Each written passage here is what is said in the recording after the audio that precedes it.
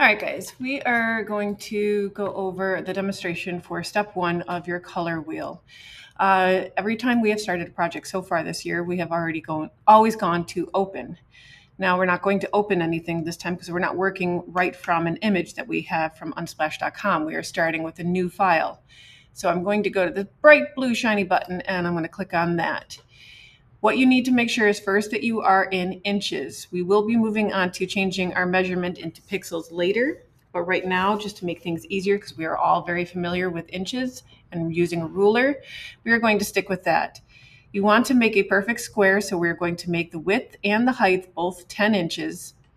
Resolution is the quality of your image, and right now 150 is a good middle ground resolution. It doesn't make the file too large. So we want 150 for resolution, and then here where it says background contents, you want to make sure that it says white and shows white in the box here. Then once you have all that set up, I'm going to go click create. You can see now that I have a perfectly square box. First thing I want to do is I want to set up my guidelines. I want to break this box into 4 quadrants. I already have my rulers up here. If you do not see your rulers, it means you cannot view your rulers. And if you do not view your rulers, you're going to go up to view. And you're going to slide down to where you get to rulers. You can see mine's already checked, which shows mine as being there. When your ruler first shows up, it might not look like a normal ruler. It might look something like this. This is a pixels ruler. Since we are not working in pixels and we know inches, you're going to right click on the ruler. So can't do it above, can't do it below. You actually have to be on top of the ruler. I'm going to right click by holding Control, clicking on the ruler, and going down to inches. Now I can see how I have a normal ruler on my left-hand side and on my top. To create guidelines, which are specifically what that says, they are just there to guide where you want your marks to go. These will not show up later, like if I print them on the printer, they will not be there. To make guidelines, you have to pull them from the ruler. So I am going to click and hold on the ruler. Again, it cannot be above, cannot be below. It has to be right on the ruler, anywhere along it. I'm going to click, I'm going to hold, and I'm going to go halfway through my document. Here I'm at 0. This is a 10-inch document, so I know halfway through would be 5. So I'm going to look over here on the left-hand side and make sure that I match my line, my guideline, up to the long line that is next to my 5 and let go. Now I have a half line going through top and bottom of my document. Now that's great. This is half, but I need it quartered. So I'm going to do the same thing to the ruler on the left-hand side. I'm going to click, hold, and pull until I look up at the top of the document, at the top of my rulers, and make sure that I am lined up to 5 and let go. Now I have a perfect square that has 4 equal squares measured out. The next thing we're going to do is we're going to make a circle on our document. Again, this circle is just going to be a guide. We are going to get rid of the circle later, but the circle is going to help us show us where to place all of our objects for our color wheel to make a perfect circle. You may be tempted to look for a shape here. This does show a shape, yes, it shows a rectangle, but this is a rectangle marquee tool. It is a selection tool. Anytime you see something that is broken up with little dotted lines, that is a selection tool. It is not an actual drawing tool. So I'm going to keep going until I find another shape. Oh, well, here's one. But if you hover over top of your tools, they're going to tell you exactly what they are. This is a gradient tool. This is a gradual blend between colors. So you can go from light blue to dark blue or white to black. That is a gradient tool. So this is, again, is not the shape tool we are looking for. So I'm going to keep going down until I find, hey, here is a shape tool. You probably see on top right now a rectangle. But if you notice that all of our tools, or almost all of them, have these little triangles in the bottom corner, that means that there are more tools that are hiding beneath the top tool. So if I click and hold on it, it's going to open up all of the different tools that I have underneath. I am trying to create a circle, so I'm going to use my ellipse tool. Just like with any of the tools we've used so far, anytime we select a tool, our settings for that tool are up here. I want to make sure that I am on shape and that I have a solid color for fill. Now, it doesn't have to be black. It could be this purple color. It could be any color that you want. I just like black. Stroke, you can have a stroke on there, or you can go here and say, no, I don't want a stroke on there. That is just the outline of the shape. So right now I have my settings the way I want them. I'm not going to worry about all of this over here. Just want to make sure that I am on shape. I have a solid color for my fill, and I do not have a stroke on. I am going to come to the top left corner of my document. I'm going to click and hold with my mouse and drag until I get a nice large circle that fills the majority of my shape. It's okay if it's not equal inside my 4 squares right now, because I can move it afterwards. I just want to have a nice big size shape. So now that I have a circle that fills the majority of my document, now I can go to use my move tool and I can center it. And you're going to notice that the guidelines will change color when you become centered. So right now, from top to bottom, I am equal. If I move over, well, it's not going to do it. It's going to prove me wrong right now. But technically, your middle vertical line right here should also highlight pink. Ah, perfect. Do you see the box that's around the outside edge? That means I am now perfectly centered in all 4 quadrants with my circle. So I can let go. All right. Now we have built the basis to start our color wheel. Now we need to bring in the object that we're going to use to actually change color for our color wheel. Now, a lot of people are going to try to take it from their download folders and drag it right into their document. No, we don't want to do that. To do that is going to bring in the background as well. We want to separate our object from the background. So instead, I'm going to go to File at the top of the screen. Here, I can make this bigger. I'm going to go to File at the top of the screen and go to Open. And I'm going to find my picture. Now I know mine's in my OneDrive because I've used it before, so I'm going to actually search for it. And I used a crystal. I'm going to go here to where it says OneDrive and wait for it to load.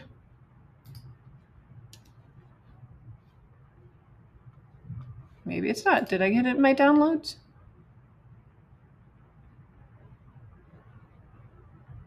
Oh, it is in my downloads. Okay, so here's my crystal. I found it.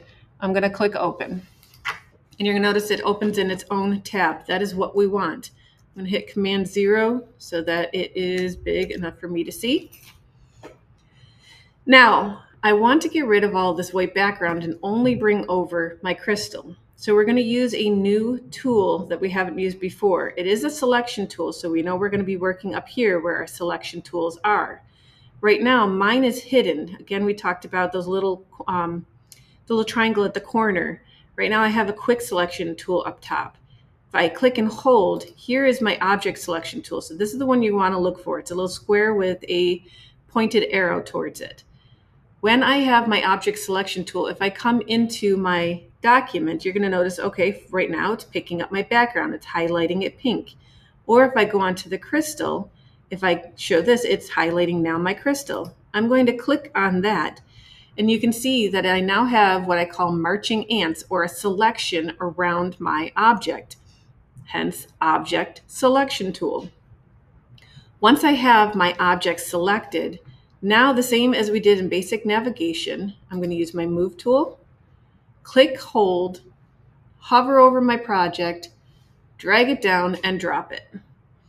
Now, I know, just because I know the order of the rainbow, that I have 12 colors in the rainbow, and that will be posted up on one of the dry erase boards for you guys to see. So I know that if I have 12 colors of the rainbow and I have 4 sections, how many am I going to need in each section?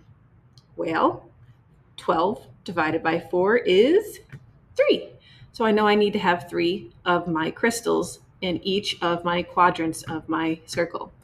So I'm going to make this smaller because I will not be able to fit 3 of those in that one section. So I'm going to grab a corner and transform it, make it smaller.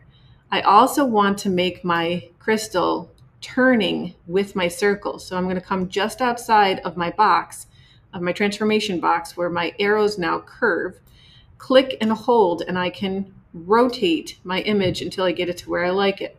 I want to pay attention to the edge of my document to make sure my crystal isn't going outside of my square, and place it where I think it looks best. Once I like it, I'm going to click enter to accept the transformation, or you can click done or the little check mark up top. And now I want to make an exact replica of this crystal. So I'm going to duplicate it. We know that our shortcut command for that is Command J. You're going to see over here now I have an exact duplicate of the same one. Can't find it though. Well, it's because it's hiding underneath my original crystal. Make sure you're on your move tool, click hold, and you can move it.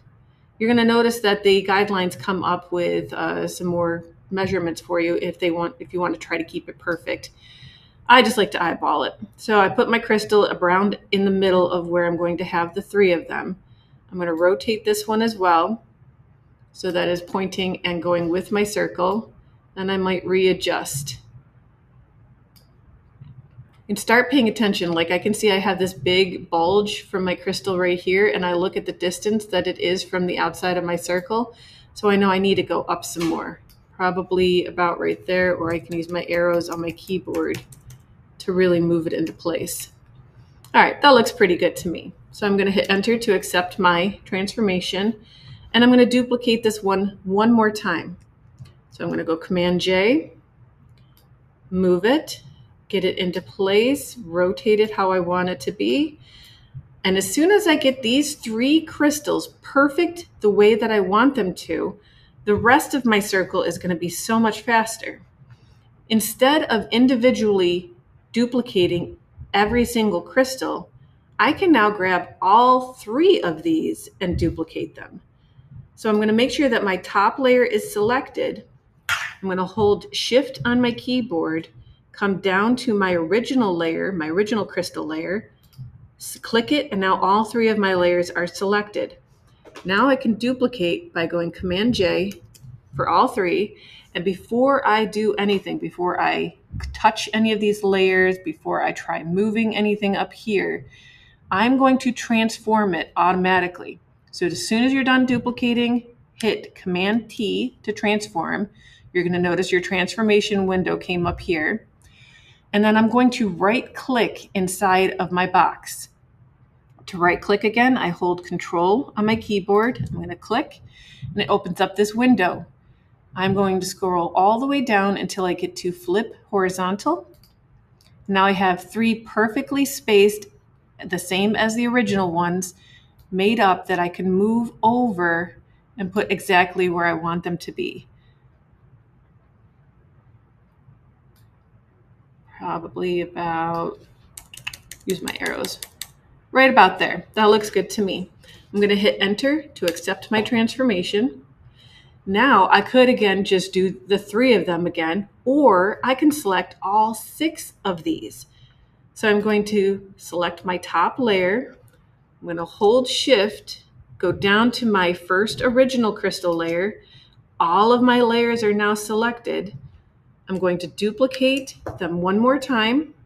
And before doing anything else, I'm going to transform them. Here's my transformation box that showed up. I'm going to right click by holding Control, click inside of my transformation box. This time I'm going to go to flip vertical.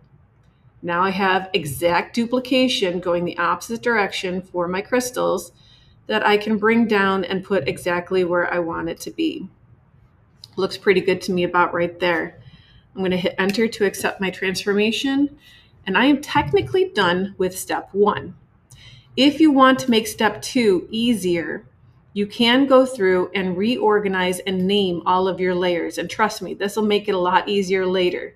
So if I go into layer one copy, you're going to see that the box shows up around this one. This was my original crystal. Sorry, actually, layer one was my original crystal. But if you click on any of the layers, it's going to tell you which one is which. So right now, I want this one. Layer one, copy 3. This is where I want my color wheel to start. So I'm going to double click to rename this one red, which is the beginning order of my color wheel. Not only am I going to name it red, I'm going to bring it down to the bottom of my crystal layer so that I know that, okay, starting from bottom to top, this is where I'm going to go around my circle. Then I go to my next one, layer 1, copy 4. You can see that it's this one right here because it has the box surrounding it. And I'm going to name this one my tertiary color, red-orange. That's the second color in my color wheel. Then I'm going to bring it down and put it above my red. You're going to keep doing this until you've gone all the way through. So I know this is my next one. I know my next color is orange. I'm going to move it above my red, orange, and so forth. And you can go all the way through until you've gone through all of them and get to your last one, which is red, violet. And that should be this one right here. All right, hopefully this helps. Use it in class, please, when I am helping other students. That way you can stay up and keep going with the project while I'm not able to help you.